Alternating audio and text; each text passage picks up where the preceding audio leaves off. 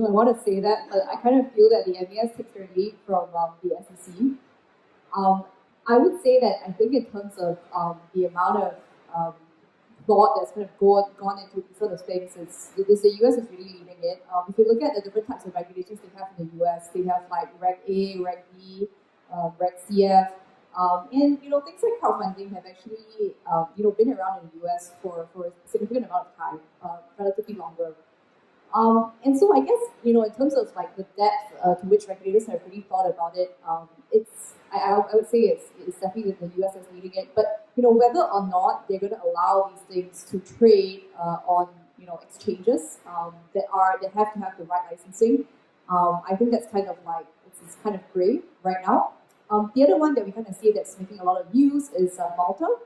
And so Malta, being a small country in the EU, they kind of jumped on this opportunity very quickly. But one of the problems that I kind of see with Malta is that, ultimately they're still in the EU, and they're really under quite a bit of heat in terms of, anti-money laundering and some of these things, given that they're positioning themselves as, a blockchain center.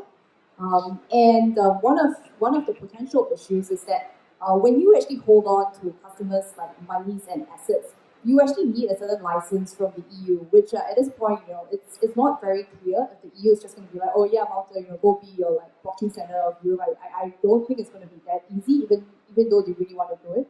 And of course, being a small country, they don't have that much sway over the EU. So I would say it's kind of like an open race for now, but I think a lot of the thought leadership that's coming out in this area is really like sort of the US, and of course, in Singapore.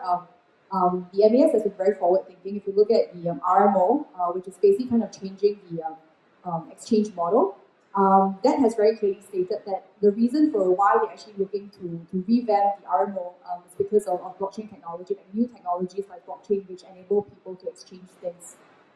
So I would say it's kind of like an open race until like it actually happens. Yeah. I'll add to that. I guess for the past 10 years, I've spent the better part of the time in Seoul in South Korea. And the the Korean government has gone through several waves of harsh, regulation, criminalization, banning it at some point.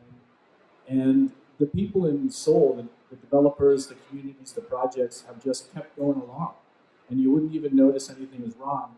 And the government has always scrambled and tried to define or tried to get out of some very awkward or just an unpopular type of position on it. So if we look at more stronger types of stern regulation in China, we see now all of the Chinese projects coming to South Korea or Japan or coming to other jurisdictions that are welcoming. So I think the technology is always going to strive forward and solve these problems in a very unique and creative way.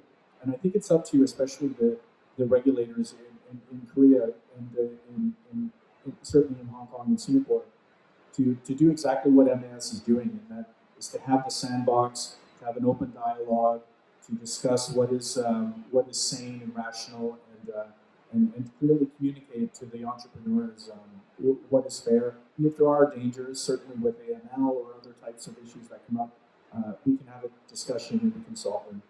So I think Singapore is doing a very